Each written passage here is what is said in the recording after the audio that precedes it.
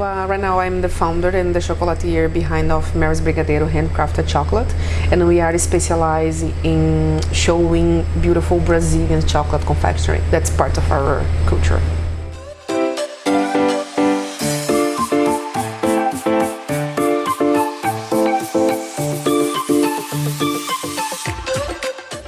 So, where were you born and raised? I was born in Brazil, São Paulo, and I'm raised in São Paulo as well. Did you want to become a chef when you were growing up? No, no way. No, I didn't have it. Why do you say no way? Because I saw how hard it was to my mom, but in that time I didn't see her as an entrepreneur. It was just to receive an extra income. She was making these treats early in the morning and then going door to door to sell them, correct? Exactly, because in Brazil, especially in São Paulo, it's really common. You are technically allowed to do this. You can, everybody does. Right. So I saw how hard it was for her because I was always with her. So I said, no way. But also my mom cooks very well, not just desserts, but also savory dishes. So I was always working, studying, so when I left home, she was always preparing something for me. So technically, I didn't need to go to the kitchen to do stuff because she was always awesome. So I didn't know how to cook anything at all. But now you're a chef. I'm doing chocolates, yeah. There you go. I know, it's crazy. Sometimes life changes like that. Yeah, if you think about it, I was always in that environment. Yeah. But a different way. And sometimes a few things that I apply here, my mom was doing. So I was always watching. It was like a school. Yeah, it was like a school since my childhood. You were subconsciously to apply now, you know, like free school, life school. Yeah. What did your mom think when you decided that you would quit your job that you'd gone to university to study for and pursue this business? My mom cried a little bit. Of happiness, or because she was worried for you? No, she was sad. Okay. Because my mother believed that apply for a really great job, work in a private company, something nice, and it is. Yeah. Of course, we grew up with this mentality, and you can have a security in the end of your life, technically. So my mom grew up with this, so when I quit my job, she was a little bit concerned. What is next? Like, what are you gonna do? But my mother always make desserts, and she knows that it's tough, like being a chef, chocolatier, work in a kitchen. Yeah. She knows it's long hours. She knows that's not easy, so she was like, are you sure you want to go through this? There is no regular salary in the beginning. You don't know what you get. Deal with clients is not an easy thing. You deal with yourself. So she was not, I think she was more concerned. She was happy, I think, of course, but she was really concerned if that decision was the right one. But now she's hopefully come around. Yeah, after this year that finally like the things is working and she can see a little bit, yeah, she's happy.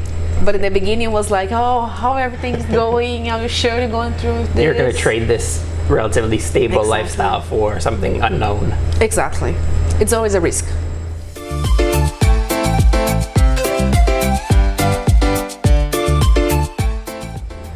Now, entrepreneurs can sometimes feel very lonely. Is that a feeling that you've ever had? Yes, of course. I think all entrepreneurs go through a lonely period of the life, and it's not just about being alone, but entrepreneurs doesn't have time to do stuff. But I mean, we can start at 5 a.m. and pass during the night working something that we are passionate, that we are so excited to become like a purpose in life. And sometimes it's hard to keep the regular life going on. Like on weekend, it's a day that we also need to work. Right. Friday night, that means happy hour for a few people, which doesn't mean for us. So this transition is a little bit hard, but it's not forever. Things change. How do you deal with that feeling of loneliness when it comes on to you? In the the beginning, I was doing very well because I was so integrated for what I could bring, for what I could build, that for me was pretty much okay. But in the other side, I saw a few friends that didn't understand this very well. And in the beginning, it was a little bit frustrating because a few friends just could not understand that you had to work a lot of hours and that you were really, really busy. Exactly. So I missed the birthdays, the parties, the family when everybody was together, because for me, I was not working, but I was creating something. Right. And I really would like to make this possible as fast as I can. Right. So it sounds like sometimes it's easy to feel lonely as an entrepreneur because A, you're working by yourself. Exactly. You're with your mind, with your thoughts. Yeah. And also physically, you might not be attending a lot of social events that you might otherwise be. So again, you feel extra lonely. Exactly. And a way to deal with it perhaps is just to, do you have any advice like how to deal with it? Do you just power through and try to assume like it's all okay, or do you have any advice on how to get over that feeling of loneliness? I have two advice. Be surrounded with the people who really believes in your idea. Okay. Because in the end, you see who was with you, who was not. I still have friends who never give up of me, and they still invited me, and they said, one day you'll come, and the spirit just passed. Right. So now I got a better quality of life to attend my birthday friends, see their family growing with their kids. So now I have more time with this. And I also saw a few people that never understand this, and like they don't invite me anymore. They said, oh, it's okay, you have your job, and I know I got it, but don't need to come. It sounds like the advice is stick with those people that will stick with you until you have more time, because at the beginning it's hard to have that time. Exactly. And it will be always hard in the beginning. Right. You get a little bit frustrating, but in the end, it's like it's more as a personal side. You see who you be beside of you with the time. Did you feel embarrassed at the beginning ever asking for help because you thought you should know everything related to your business? Never. No? Never. Especially because I was a newcomer. Like, I still a newcomer, technically. But when I came here, I didn't know anyone. Except your husband. Exactly, except my husband and his family, but I didn't know anyone. And I needed more experience to how to build my business. So the first and the only thing that I needed to do is ask for help, any help. So I was not embarrassed at all. Sounds like the advice is to go out there and, yes, of course, put yourself out there and just say I need help. And exactly. And if you show people what you really need, you'll be surprised of how many people want to just help you. Okay. It's good advice. Yes. So basically put yourself out there and of course. Don't be proud. Yeah, so I didn't have nothing to lose at all. Only to gain, right? Exactly.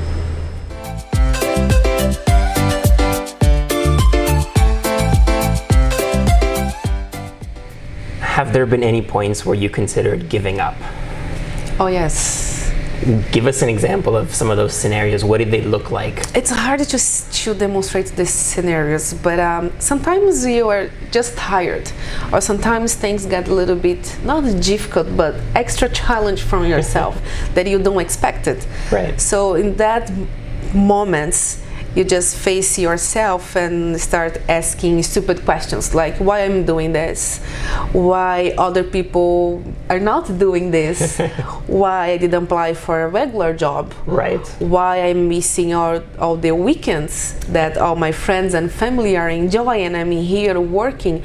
Sometimes it's hard, and he always came with, not always, but sometimes came with this idea, oh, let's just give up. And maybe it's easier.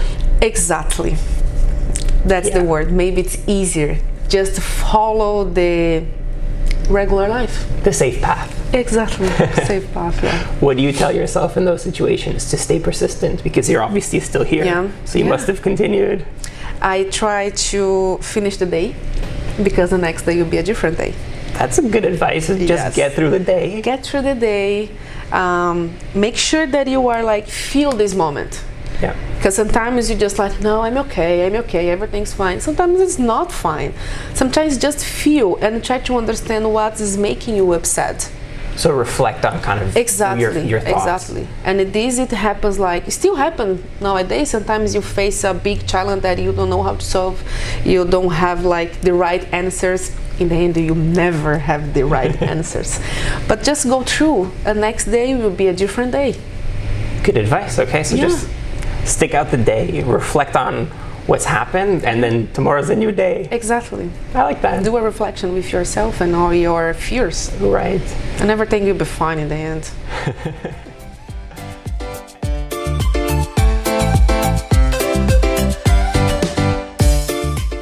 So everyone makes mistakes, including entrepreneurs. Oh yes, a lot. What are some of the mistakes you've learned the most from on your journey? The mistakes was the beginning. Of course, I sell chocolates, and I thought that my chocolates can be for everyone. Okay. Every moment, everything. It makes sense, yes, but if in the beginning I tried to do this, for example, I tried to approach wedding, catering, stores, online, everything that I could, kids, women, men, and I said, no, wait a minute, this is the hugest mistake that I can make in the beginning, because especially I was alone, so I could not approach everything. It's different marketing, different perspective, different type of sales, so I needed to find the niche that I will focus more, and the other will come if it will be part of the business. Okay. So that's the main mistake, because in the end I was lost, because I tried to do everything. You were trying to do too much. Too much. All different markets. So I needed to focus really strategic for what I needed to do. Right. And start for point one and go to the others. It sounds like you were trying to do too much, and there's this expression that sometimes at the beginning entrepreneurs drown in opportunity because they think, well, everything is an opportunity. I can just do everything. Exactly. And you were trying to do that as well. Oh yes. And when you're doing everything, you're often not doing anything until you found a niche that you can focus on and target more effectively. Yes, exactly. Very That's interesting. Right. Yeah. What is that niche that you're focusing on now?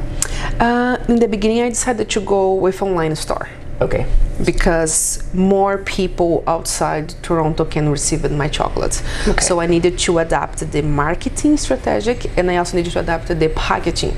To be direct to consumer. Yeah, exactly. So the online store will be more, for example, I could build a website that the people can find all the information, and I will not lose my time talk with everyone who call me and ask for prices, flavors, options, delivery, all that kind of stuff. So I said, okay, so I needed to find a way that I can send everybody, and they you make their own decisions. So the online store was the first thing, really simple, nothing fancy. And after this, I said, okay, so now I need to face the customers. Yeah. Farmers market. Easy, cheap, and I can demonstrate my chocolates and see if the market will react very well. So it was all the transition. Okay. You were iterating to get to where you are today. You started looking everywhere. Yeah, but took me a while to learn. And slowly progressed to a focused approach. Exactly. So, and that time I finally found my niche, my consumer that I could focus more. Right.